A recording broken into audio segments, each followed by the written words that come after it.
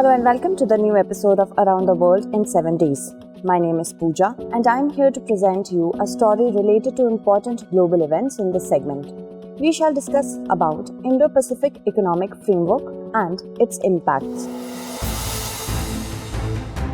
It is commonly said that there are no permanent friends or foes in politics. It is never too late to switch sides if one gets a chance to do so.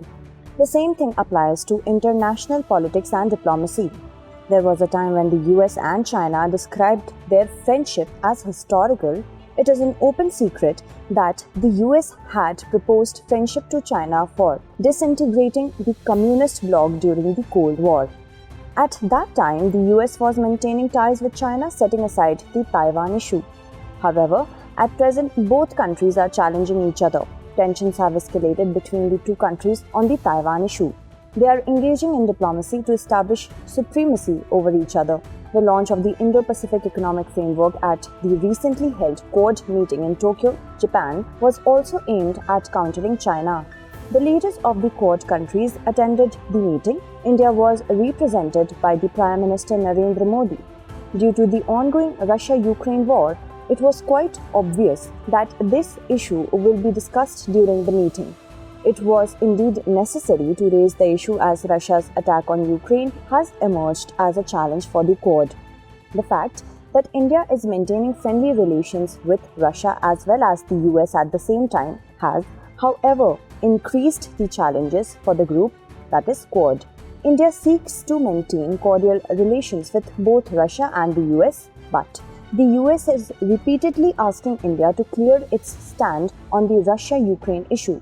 It has been decided that the Indo-Pacific Economic Framework launched by the US will include New Zealand and 8 ASEAN countries in addition to the Quad members. IPEF then will consist of 13 countries. IPEF is being considered as the big move by the US to counter China in the Indo-Pacific. Actually, this US effort is very interesting. This is because both IPEF and China-led RCEP are business groups. However, some countries of the IPEF are also members of the RCEP. It is very clear that America wants to weaken China's dominance in the Indo-Pacific region. In such a scenario, two big questions arise. Firstly, will the Indo-Pacific Economic Framework be able to slow down the Chinese aggression, and how beneficial will it be for India?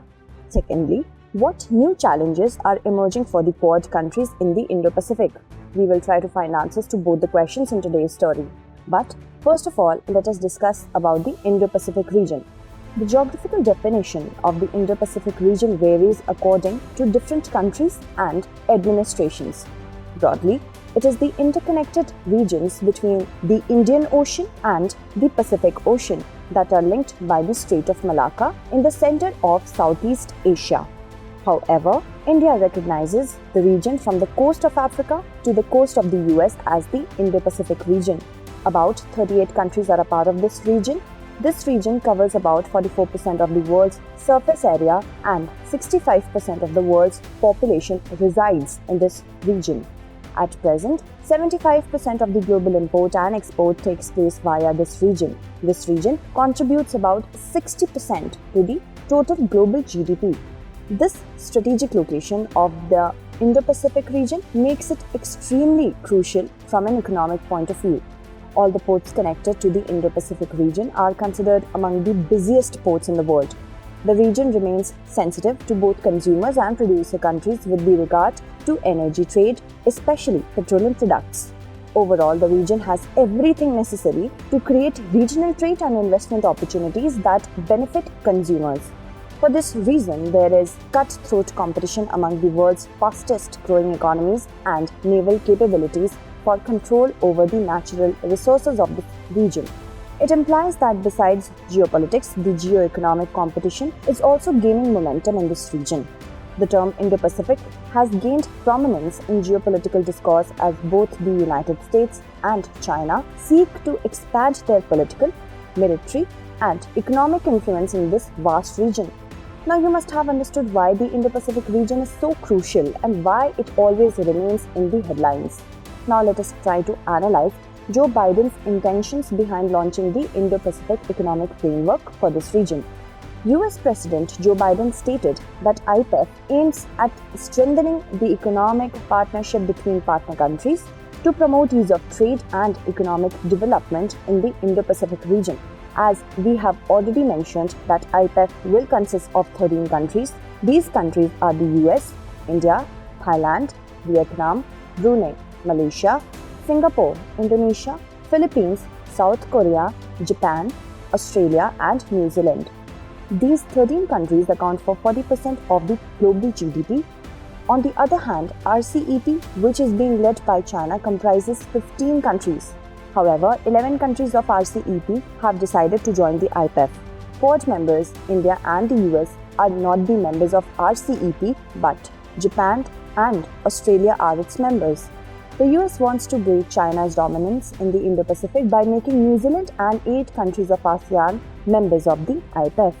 TPP, that is Trans-Pacific Partnership, is another economic group of the countries located in this region. Earlier, the US used to be a member of TPP, but when Donald Trump became the president of the US, he decided to withdraw from TPP. Unemployment in the US manufacturing sector began to increase after China joined the World Trade Organization in 2001. Reason being that most of the US companies started manufacturing their goods in China. Donald Trump was deeply anguished due to this increasing unemployment in the US manufacturing sector. He was against such trade partnerships, which were denting the employment opportunities to the US citizens. Hence, when he came to power in 2017, he withdrew from the Trans-Pacific Partnership. As a result, China's dominance increased in the Pacific region. Therefore, the Indo-Pacific Economic Framework is also being considered as an attempt by the US to regain its dominance in the Indo-Pacific region. It implies that now US has become vigilant regarding China's activities in the Indo-Pacific. The US is moving ahead to dent China on trading fronts in addition to military fronts. Now, another pertinent question arises that whether this economic framework will prove beneficial for India. The US has laid the foundation for a new framework while remaining out of TPP and RCEP for increasing its economic dominance in the Indo-Pacific region. IPEF has been designed in such a way that it will be mandatory to follow the rules set for trading, but there will be no guarantee of market access. In such a scenario, all the countries of the Indo-Pacific region will not benefit equally from IPEF. However, it will definitely increase America's role in the economy of this region. Although Prime Minister Narendra Modi has supported IPEF, but it is being believed that there are some provisions in IPEF which will not be suitable for India. India may be troubled with the high business standard set by the US.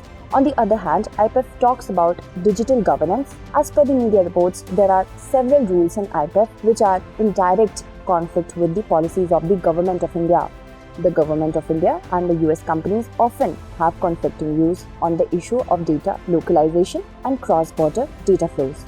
In 2019, the Government of India introduced a bill in the Lok Sabha which envisaged a framework for setting up a localization and data protection authority for Indian data. Under this framework, foreign firms will have to store data within India. However, when the US released its National Trade Estimates report on foreign trade barriers in April 2022, it stated that India's proposed data localization requirements would adversely affect digital trade between the two countries. It meant that this new economic framework involves numerous risks for India. In such a scenario, India should find out a way of avoiding these risks and getting the US support. Finally, let us discuss about the challenges being faced by Quad. As far as the challenges of the Quad are concerned, China's increasing activity in the Indo-Pacific region is worrying Quad. China earned a kind of legitimacy by implementing the policy of strong economic dependence on the countries of the Pacific region. As these countries do not counter China openly, therefore, China takes strategic advantage of the situation. On the other hand, Quad is facing various challenges due to the inherent interests of the Quad members. Each member of the Quad perceives the Chinese threat differently in the Indo-Pacific. The US considers China a threat due to economic competition and One China policy. Trade was also a major issue for Australia until the establishment of a Chinese military base in the Solomon Islands posed a new challenge for Australia. However, Australia is a member of the China-led RCEP. On the other hand, Japan and India are upset with China because China claims that some areas of these two countries belong to it. Besides, Japan is also working under the banner of RCEP. In such a scenario, it remains to be seen how these countries will be able to counter China. Furthermore, the Russia-Ukraine war has also emerged as an internal challenge within the Quad group. 3 members, namely the US, Japan, and Australia, have made their stand clear against Russian invasion of Ukraine. However, India is still neutral on Russia-Ukraine issue. India urges the territorial sovereignty and integrity as well as the UN Charter should be respected, but it does not criticize Russia. Moreover, Russia and China are close allies. In such a scenario, India's soft stand towards Russia can hinder the path of Quad's success. The US and Japan have lampooned India's stand, but they are not openly criticizing India. However, it remains to be seen whether the Quad can defeat China in the Indo-Pacific despite all the challenges. Let us look at our question for today. What is the Indo-Pacific Economic Framework? Will it be successful in challenging China in the Indo-Pacific region? Evaluate. Thank you so much for watching.